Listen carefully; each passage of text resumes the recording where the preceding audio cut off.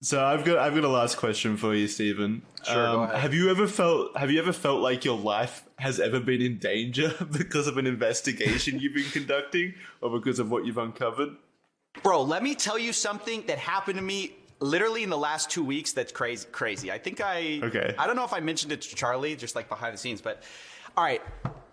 Never normally, but a situation cropped up with this Logan Paul thing. So I haven't talked about this publicly yet. This will be the first time. Basically, in my story, in my CryptoZoo story, there was this billionaire that I mentioned. I mentioned multiple billionaires, but I won't mention which one. But like, I mentioned one of them, and it was very brief. It was like, hey, something happened with this billionaire, sort of related to CryptoZoo. They weren't a big part of the story. After that, I get contacted by this basically billionaire crisis manager for this guy who is extremely upset that I made this video, these claims in my video, even though they were backed up by evidence, and decides that, and proceeds to tell me that they work for Russian oligarchs, Saudis, and billionaires, and that literally that what they said is I'm the last call. And they told me, you've come up on my radar. This is an exploding situation. Like, this is like a ticking time bomb. And I need to get this like settled. Basically, you got some facts wrong. And I was like, well, what facts? And they refused to tell me. They go, I won't tell you. I have secret documents on my hard drive, which I need to fly to see you. I can't tell you over the phone. I cannot tell you over a call. I need to go to your city. And they named the city I live in. And so I bought first class flights to your city, and I'm coming to meet with you. Flex. What does the first class tickets have to do with it? Yeah. I don't know. It's just I'll be intimidating. drinking a rum and coke on the plane and listening to my I'll music. arrive in a limo. Yeah, exactly. reclining They're seats. like, we have to meet, and I'm going to put you on the call like with these people, and we're going to sort this out. And basically, I make journalists' careers, and I also have ruined them. And basically, like, it's up to you what you want to do. That is the first and only time that I've ever been like truly scared of someone's intentions, because like, dude, if you work for Russian oligarchs and if you work for Saudis, I mean, I looked up their history. It does seem to be like true that they work for bad people. Oh, okay. They're legit. I'm like, holy, like, so I ended up. I was guessing it was like a crazy homeless man that had just got in your number or something. No, it sounds like more of a scam. this is a real person, real credentials. And I basically, last minute, they're like getting on the flight, and I canceled on them. And I was like, actually, this is a bad idea. I'm not doing this. No way. Because I was like freaked out for my life. I was going to have to bring like try to hire bodyguard. Personal security, but I don't know any personal security. So I was going to like hire my buddy from high school, which like, what is he going to do? Nothing.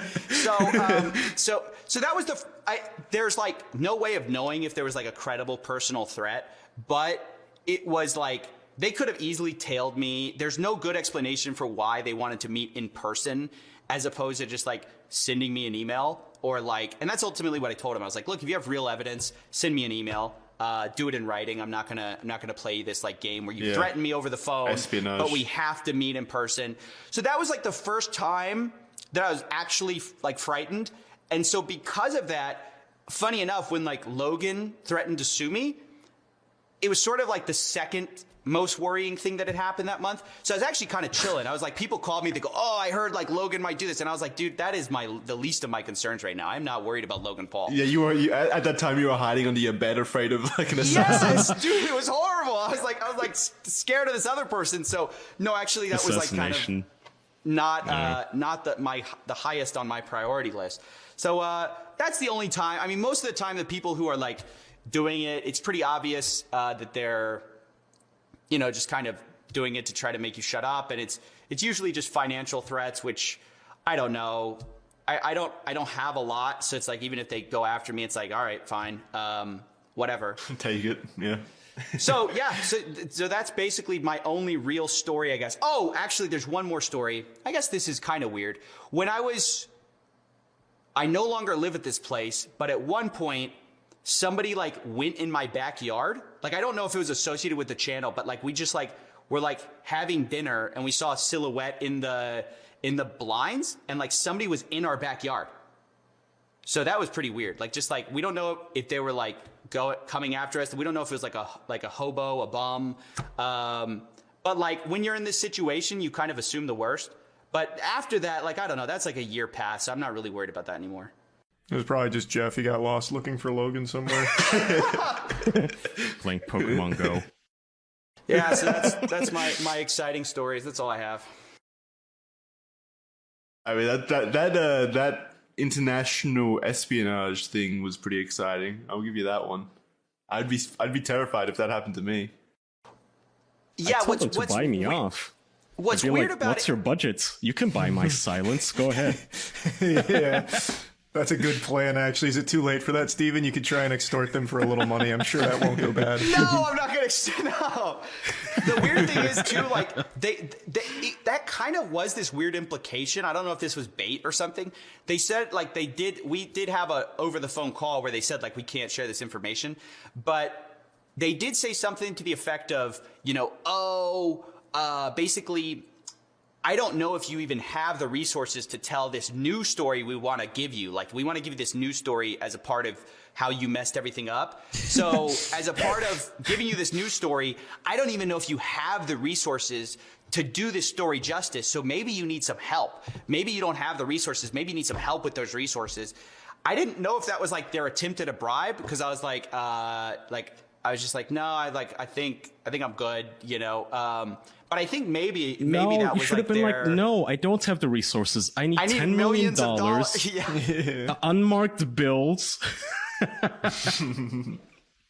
Yeah. It's crazy. They It's can wild. afford it if they're bragging about first-class flights and stuff. You should. Yeah. That's such a weird brag, by the way. They should have paid for your first-class flights to them. Treated you nicely.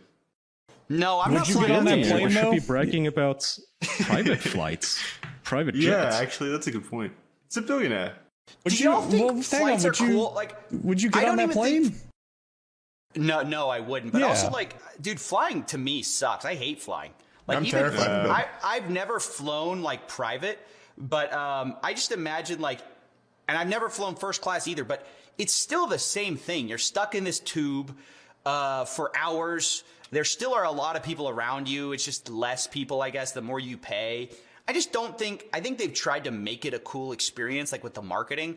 But to me, Are there's you like sort one of of nothing. us? Are you scared of flying?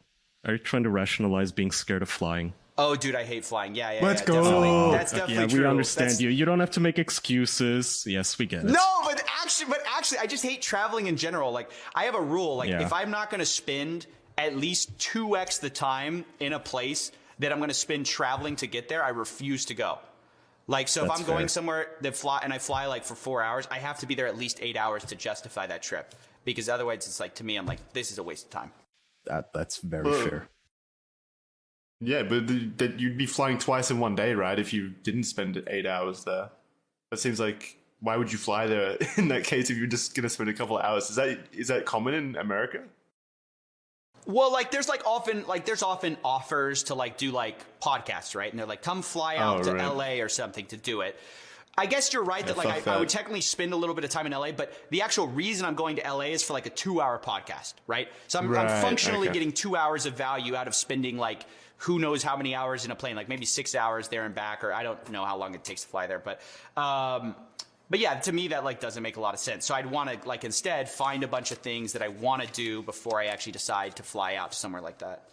Yeah, do you like to, maybe not travel, but do you like to go and see new places? Like holiday, I guess?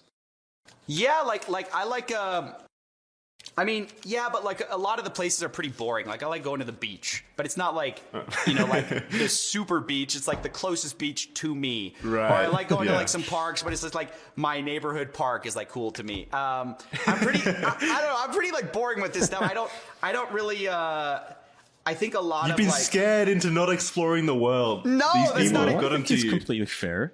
No, dude, when I was in college, like I did this like I traveled to like Qatar and we like spent like a bunch of like a semester in the Middle East, and That sounds cool. It was a really cool experience and like culturally enriching and eye-opening and all that kind of stuff. But at the same time, you also realize like, oh, these are just places with buildings, food, and like, you know, just the same kind of stuff.